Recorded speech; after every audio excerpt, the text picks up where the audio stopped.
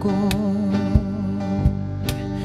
lagi lang nandito, ikaw lang naman ang lumalayo. Nandito ako, lagi lang nandito, naghihintay sa bukas na pinto. Ngayon'y nagbago na ang panahon, pag-ibig mo'y kumupas, kinalimutan ang lahat.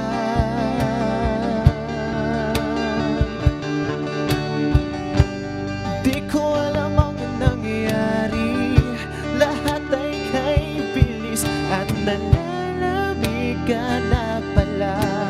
Di ko man lang naramdaman, di ko alam ang nangyayari, di ko man lang napansin. Huli na nang malaman ko ang tunay na sitwasyon.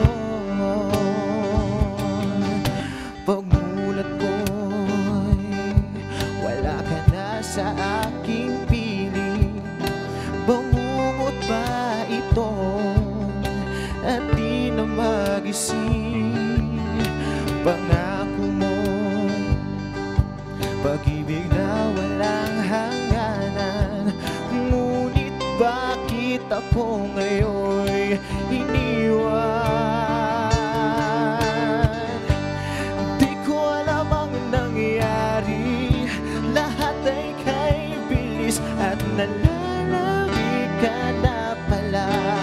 Di ko man lang naramdaman, di ko alam ang nangyayari, di ko man lang napansin. Huli na nang malaman ko ang tunay na sitwasyon.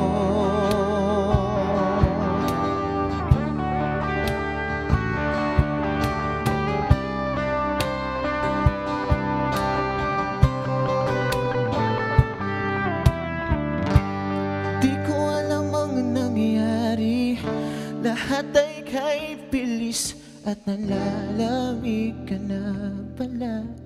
Di ko man lang naramdaman, di ko alam ang nangyayari, di ko man lang napansin. Huli na nang malaman ko ang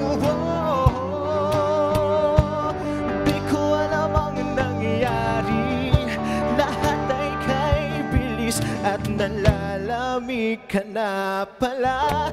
Di ko man lang naramdaman, di ko alam ang nangyayari, di ko man lang napansin. Huli na nang malaman ko ang tunay na sitwasyon.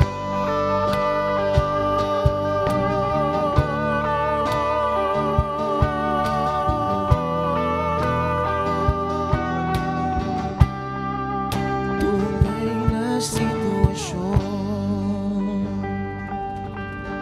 Thank you. Wow! Yes. Di ko alam mangyari. Ang lupit ng kanta nyo. Ang galing ng kanta, pare. I admire, ladies and gentlemen, of course, sa letters and music. Siyempre, sa ating Eagle Rock and Rhythm section. Pakan po natin ang Fifth Dynamics. Thank you, thank you. Thank you. Yung song nyo, dynamic na dynamic ang dating sa mga fans eh. Oo. Actually, okay. Meron akong gustong tanungin. Ilang kasama yun sa isang album na sa isang contest yata? Sige. Sa Dreams Get Real. Ayan, sa Dreams Get Real. Ayan. Okay? Opo. Yung album na yan, kasama ang ibang banda dun eh. Yeah, I understand. JK and si Neo Domingo. Okay. Kasama kami. Nire-request yung mga kanta nyo sa Pinas FM 95.5 at among sa album ang humatak sa mga fans ninyo ay siyempre sa album per se ay yung kantang Anyare. Wow. Yun muna. Thank you. Yun muna, pumasok yung kantang yun sa countdown ng Pinas Daily Hit List. Namayagpag yun, if I'm not mistaken, alam nyo yun mga boys. Siyempre pinapasuportahan nyo sa mga fans ninyo yung kantang yun. Okay? Gusto naming malaman ngayon sa pamamagitan ng Eagle Rock and Rhythm Section, yung kantang Anyare, paano ba nag-evolve yung kanta na yon? Actually po, yung kaibigan ko si Angelo, kami po yung nagsulat ng song na yon. Yes. Nakakalungkot po kasi dahil Bakit? ginawa ko yung song na yun para sa... Masyado ka madrama. Opo. Drama. Sige. Ano nangyari? Yung girl kasi na, tapos? na parang inspiration ko siya eh. Tapos bigla na lang nawala. Biglang iba na yung gusto niya, hindi na pala ako. So sabi ko sa friend ko, why not gawa tayo ng song para sa girl na yon. Okay.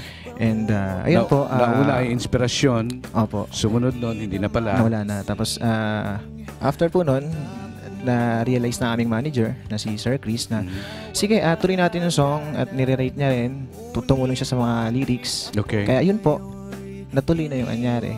Sabi namin, ano bang title niyan? Anong magandang title niyan? Sabi ko, alam mo. Hindi nga. Sabi ko, sige, Anyare na lang, Anyare, di ba? Kasi di ko alam ang nangyari. Kasi nga, naalala, tayo mga Pinoy mahilig mag-coin sa word. Opo, mga shortcut na. Mga shortcut. Anong Anyare? Anyare, Ansabi. Doon nyo ba kinoin yun? Opo, doon po namin. Sabi ko, yun na kasi madalas sabihin ng mga Pinoy ngayon talaga. Mismo, di ba? Kahit sa text or sa chat. Anyare.